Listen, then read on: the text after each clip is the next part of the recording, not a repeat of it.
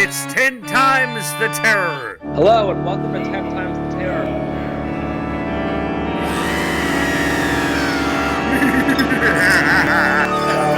Not okay. Just do the countdown for me. Okay. All right. Countdown in. Sorry about that. Get that in there. It's 10 times the terror. Okay, ready? Countdown in 5, 4, 3, 2, 1. Hello and welcome to 10 Times the Terror. This is Gwen. And this is Paul. And I'm James. And today on 10 Times the Terror, we're going to be talking about something that's not new, but I recently saw in a new article that was on Upworthy about how Emmet Till's murder inspired Rod Serling to create the original Twilight Zone series. And I did not know that, and I was very amazed to hear that. That's awesome. But also, I wanted to bring this up on the podcast because something like Emmet Till, if people are not familiar with that tragic murder and how it really sparked the civil rights movement, and I wanted to really bring that up, especially because growing up, where we grew up, it was very close to New York City and very diverse, but I never ever heard about Emmet Till except from you, Dad, at the pulpit, because you many times talked about Emmet Till and his story and how it tied into everything, and especially hearing that Rod Serling was so moved to be doing this social commentary through the Twilight Zone series, and to know that he actually tried to verbatim do a South whites, discriminating blacks thing and just got shot down every time, to where he was like, you know what, I'm just going to have to parody this for people to really understand the discrimination because of the own racism he was facing. And so there's interviews with him that you can watch. He was interviewed with Mike Wallace talking about this, and just to read one quote from that on YouTube that you can go and watch.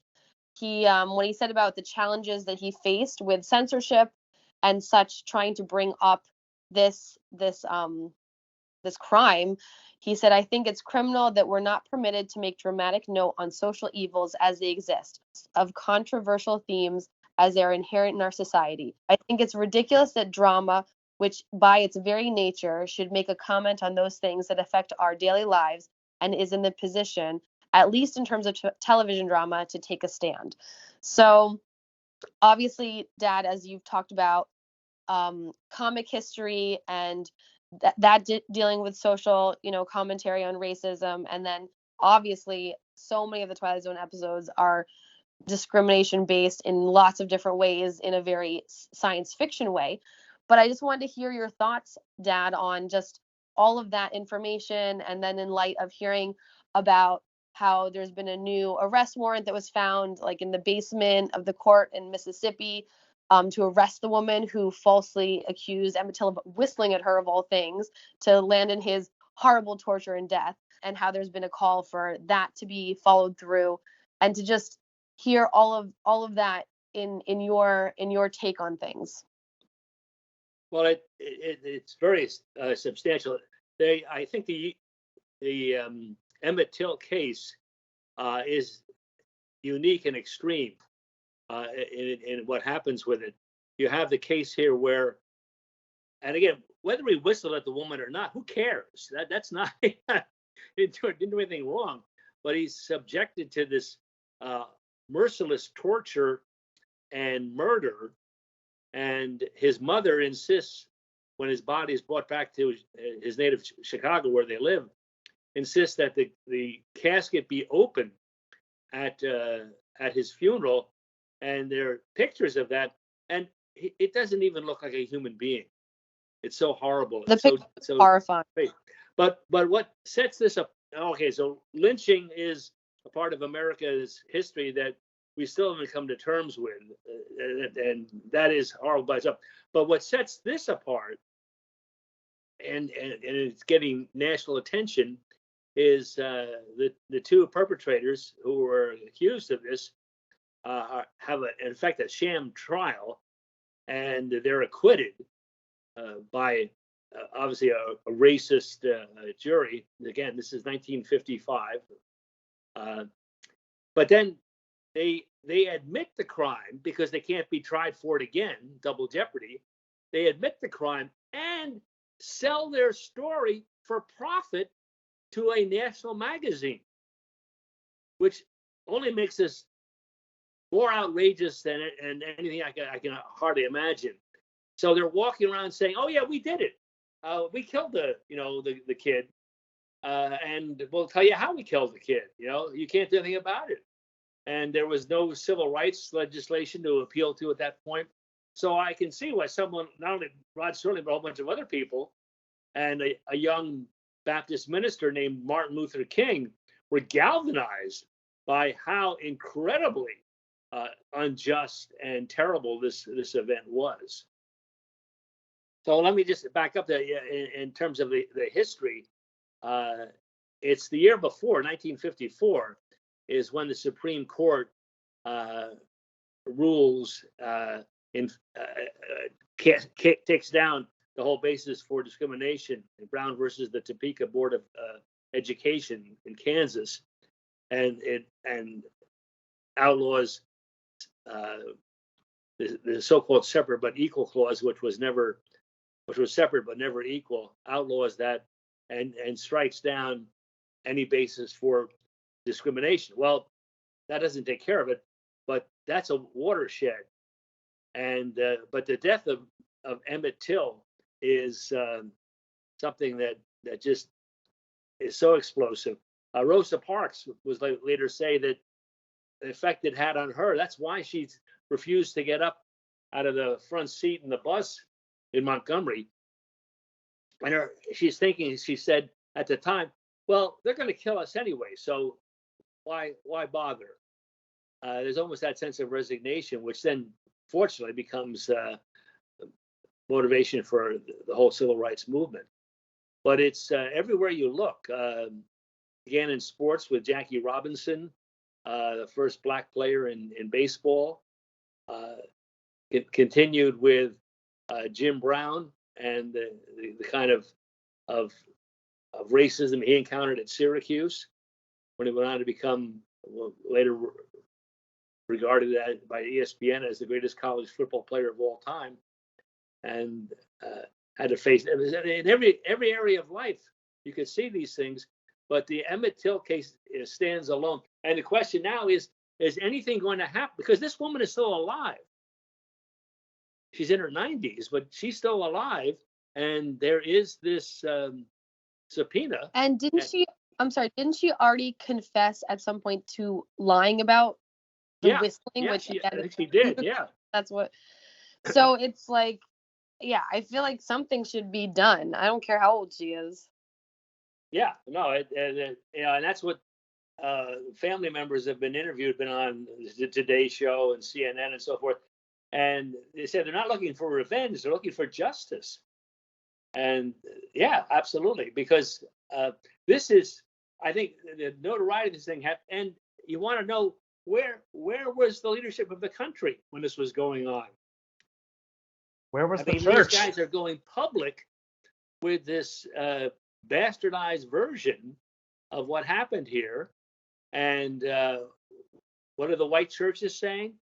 Did the president say anything? I mean, nobody can say they legitimately did not know. They could choose to ignore it, but it got national attention. And that's what separates it from some of the more horrendous things that were covered up because they were local.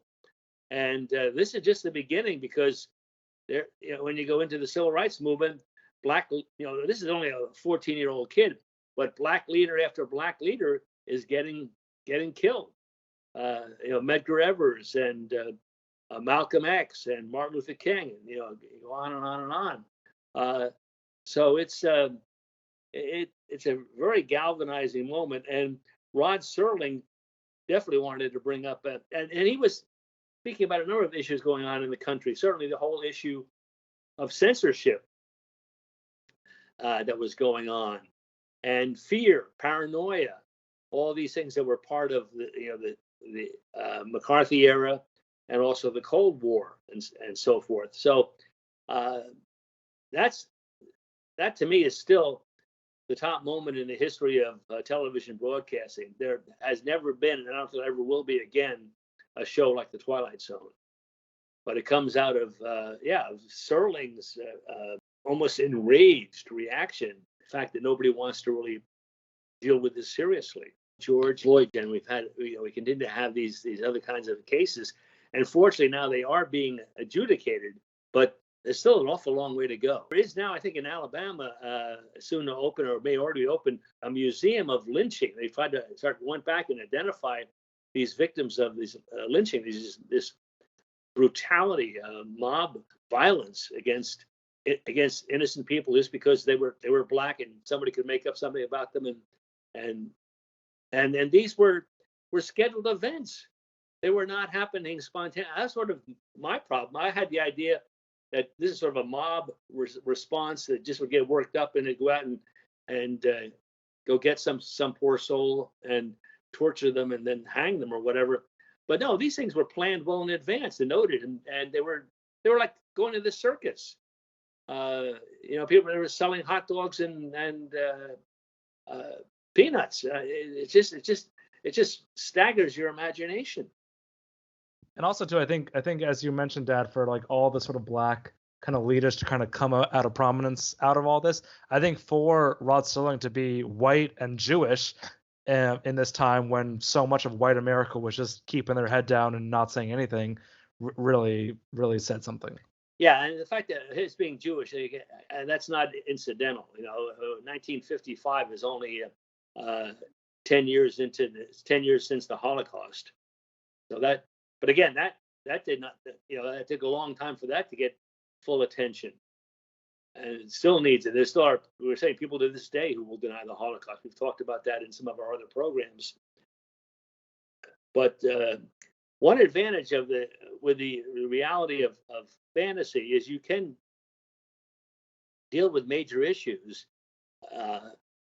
in ways that are not as immediately threatening as the actual events might be, but forces people to begin to think and at least sets in motion some efforts to rectify these things. I say what I like too about, obviously we can talk about how endlessly influential and incredible the Twilight Zone is as just a work of content of TV. But I think what's so kind of worth noting too is that as socially conscious and obviously like progressive as someone like Rod Serling was, Dad, one thing I know what we've talked about on this podcast is that one of the advantages of like both like the horror genre and also the sci-fi genre is that it allows you the ability to kind of like reflect and comment on the time that you're in and kind of what's going on in the world, whether intentionally or not. It's just kind of like you can't avoid the kind of climate that you're in, and I think that absolutely comes through in the Twilight Zone.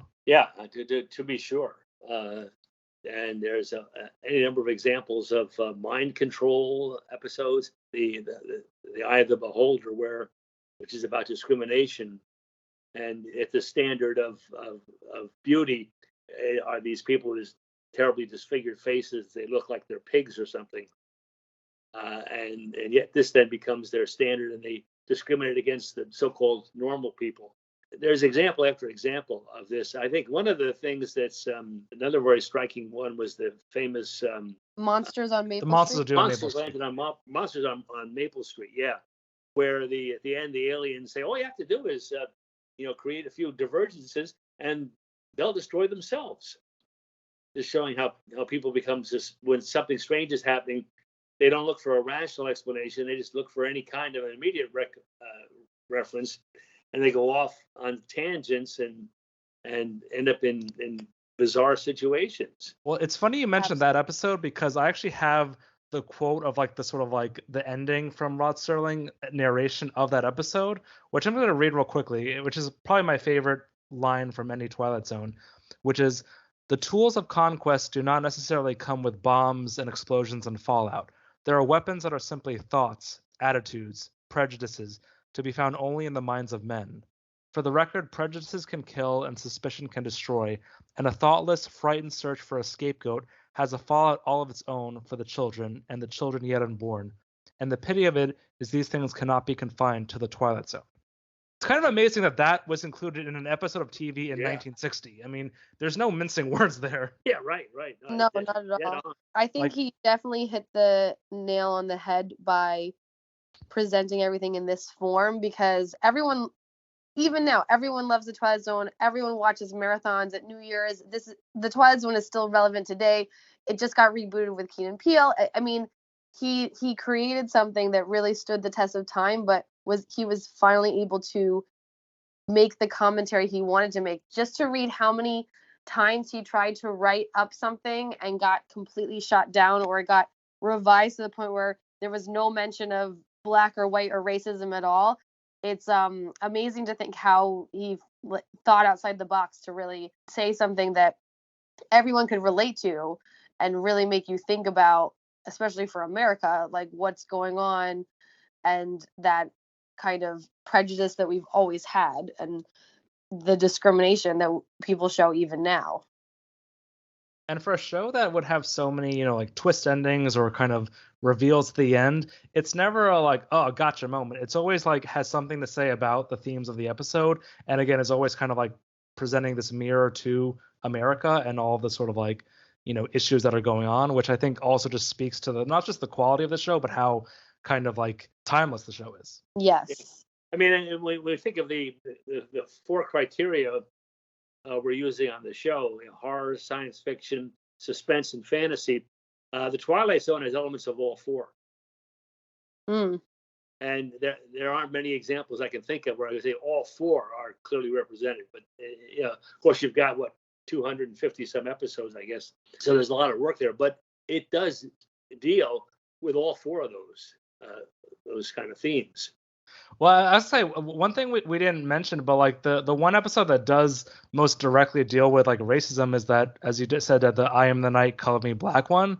And even that one, I have like right now the closing narration, which is a sickness known as hate, not a virus, not a microbe, not a germ, but a sickness nonetheless, highly contagious, deadly in its effects. Don't look for it in the Twilight Zone. Look for it in a mirror. Look for it before the light goes out altogether.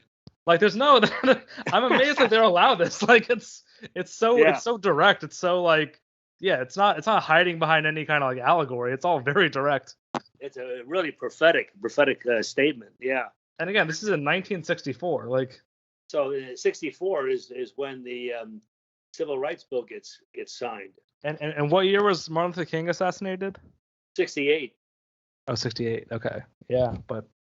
No, yes, I mean he's taken this all on very directly. Yeah, no, he was a genius, really, presenting all of this stuff. I love that, and even his attack he attacks both the collective attitude of like a communist kind of thing, but also the hyper individualism. You think of the episode with Burgess Meredith, who is a reader, and he's down in a vault, and there's a nuclear holocaust. It comes out.